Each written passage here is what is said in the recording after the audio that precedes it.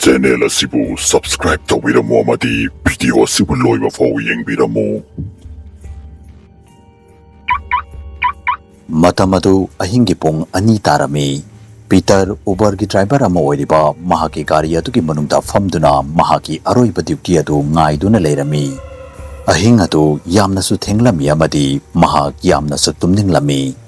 Mahaki duty adu ngaina mahak mamita du usilaklami. Adubu ikhang khangotana mahaki phone adu khinglaklami. Kanagumba mana mafam adugi manaktagi taxi ama book tawraklami.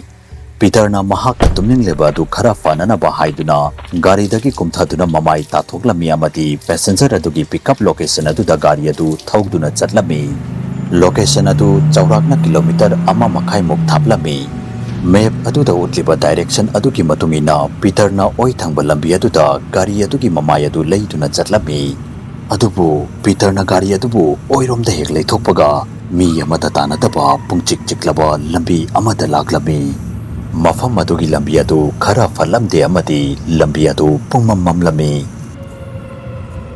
Adubu Peter mahaki aroiba duty adu loisilamlaga yamna thuna mayumda haninglami. Maramatuna mahak karimata khantaba tawdana gari adu thauduna chatlami. Gari book tawrakliba mi adugi maming Rajib kaurami. Adubu pickup location adu yauraba matungda location adugi manakta nupi ama leptuna leiramba thengnaki. Nupi adu higok machugi phajarba western dress amasu setlami. Nupi adu na Peter bu makhut adu haiduna khamlami. Nupi adu ubada late night party yaururaga halakpa natraga party da chatkadabasu malami. Nupi adu gari adugi back seat ta famdabida gari adugi thong adu hangdoktuna mamang thangba seat adu da famki. Peter na nupi adugi mataw adu ubada wakhal adu khara nungairamde. Maramdi ayamba matamda passenger adu mathanta oirabadi maningi sitta famnabani maruoina nupi passengers. Adubu Peter na wafam asigi maramda henna khanjilude amadi mahaki trip adu hauduna gari adu thauduna chatlami. Nupi adugi drop location adu mafam adudagi kilometer 3 thapna leiba hospital amagi oirammi. Hospital adugi address adu bada Peter tummina leiba ngamlamde amadi nupi aduda asok thengkraba hing asida nangna hospital da chatlibasina karigino kaisu thoidokpati leiteko haiduna hanglami. Adubu nupi atuna Peter na hanglibo wahang atuki pakhum amata piramde amati tumina famduna leirammi. Khara chatlaba matungda nupi atuna khonjel adu khara taplapna aigi nupa adu hospital da admit tawduna lei haiduna hairaklami. Nupi adugi wahi adu tabada Peter nupi adugi khanbada nungaitaba horaklami. Gari adugi mamangda famliba nupi adu tumina famduna gari adugi thongnaw adudagi mapanda yengduna leirammi. Peter na nupi asi makok yamna saba mali maram aduna wa amata ngangdaba mali haiduna khallami. Peter su wa amata ngangdana tumina gari adu thorami. Ngaihak leiraba matungda nupi aduna mukka Ngasigi numid asimaktada ay amadi aigi nuparaje party ama yaururaga yumda halakhe. Numid adu aikhoi ani yamna haraurami. Numid adu su aikhoina gari ama book tawrami. Adubu hairamaga nupi adu tumina laiki. Peter su khudakta adubu kari. Adubu nupi aduna kari mata hairaklamde. Peter khara kiba horaklami amadi nupi aduda yengduna leirammi. Adubu ikhang khangudana Peter na rear view mirror aduda yenglubada mahakna ukhiba adu mahak thajaba ngamlamde amadi pungang kaklami. Nupi adu rear view mirror aduda uba phanglamde. Madho uraba matungda Peter humang anapi kaba horaklami.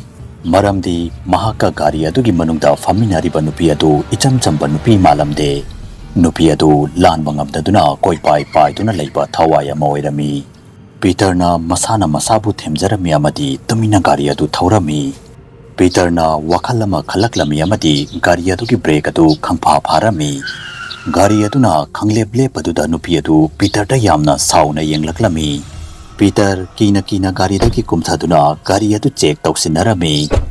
Mahakna gari asi yadre haisinarga nupi adu atopa gari amada thadokrage haiduna khalami.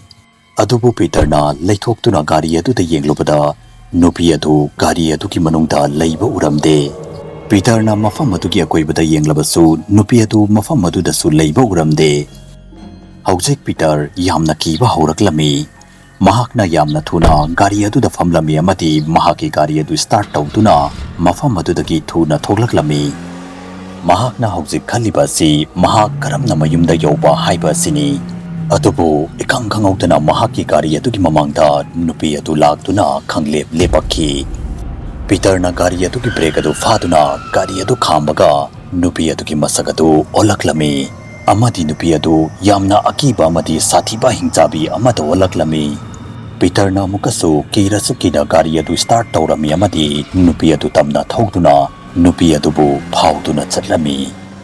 Peter chaurakna mahaki gari adu 80 km/h da thawrami.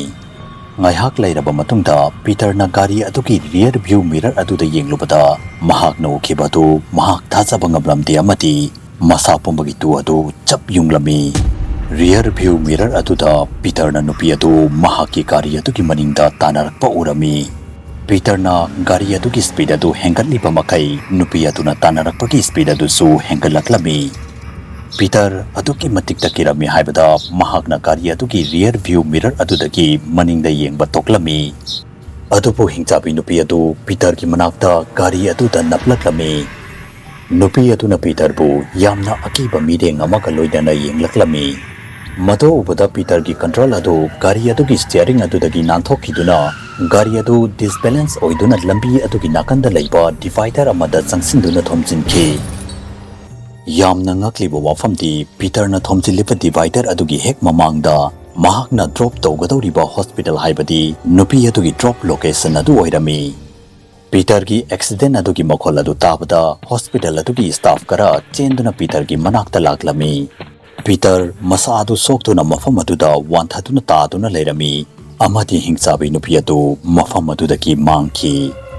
Peter bu hospital aduda admit tawrami. Peter na wakal taraklaba matungda mahakna hospital adugi staff karada hospital asida Rajib koba nupa ama admit tawduna leibra haiduna hangki. Peter gi wahi adu tabada hospital adugi nurse amana yamna ngakna Peter da yenglaklabi amadi Peter da lambi da thokiba thokdoksing adugi wari adu taraba matungda nurse nupi aduna ngasi dagi chahi ahumuki mamangda Peter na hospital aduda admit tawkiba numit adumaktada Rajib koba nupa amagi Peter na accident thokiba divider aduda thomjinduna accident thoki. Accident aduda Rajib amadi mahaki nupi yamna thina sokhi. Rajib hospital aduda yamna wana siki. Adubu mahaki nupi adubudi doctor singna kanba ngamki haiduna hairaklami. Nurse nupi aduna Peter da Rajib ki nupi aduna accident thokiba ahing aduda makoina gari ama book tawrami. Adubu makoina book tawrakiba gari adugi driver adu yu thaksilaga gari adu thawrami. Maduda makoina driver aduda gari adu khamnanaba haiduna hairubada gari driver aduna yamna usitaba mongda wa nganglaklami. Driver amadi makoi anigi marakta nungainataba haurakpadagi makoi gari adugi manungda launaba hauraklami. Makoi anika driver aduga launarigi marakaduda makoi gi gari adu divider du thomsinduna accident thoki haiduna hairakhi. Amadi numit kharanigi matungda Rajib na accident aduda sikibadu Rajib ki nupi ki wakhalda aduki matikta soklami haibada mahaksu achenba gari amagi mamangda songsinduna masa mathanda sidoki haiduna hairaklami. Nurse nupi adugi wahi adu tabada Peter punga ngaklami. Gari driver adu atai kanasu nalamde gari driver adu Peter ka hek pokminaba mayamba oirammi. Mahaki mayambadu accident adugi matungdagi paralyze oiduna chatpa ngamdaduna leiri. Peter mahaki mayambana maram oiraga mi ani sikre haibasi mahak khanglamde. Peter na accident thokiba hing aduda mahakna lambida thengnarakiba hingsabi nupi adu atai kanasu nalamde. Nupi adu Rajib ki nupi gi lanba ngamdaduna koipai paiduna leiba thawai adu oirammi. Amadi nupi aduna Peter da mahaki mayamana tawkiba maral adugi laman khumba lakpa oirammi. Numit adugi ahing adu Peter hingduna pudi lakhi. Adubu Peter amuk hana kep gari thawkhide. Maramdi Peter numit adugi ahing adu mangonda thokiba tamthiraba thokdog adu kawba ngamkhide. Adomna wari asigi maramda kari khali commenta soidana haibiramu. Mayamsu gari thawpa matamda mayai kaba nisa sizinabiganu. Facebook ta Manipuri Horror Story gi Facebook page fu follow tawiramu loinana karigumba wari asu mayamna pambi taragadi channel asibu subscribe tawiramu amadi video asibu like and share amamta tawiramu mathangi video da amuk unarasi habsga loinana yungkupam loyangan bana mayam pumna mukti kainabagi yathang nizari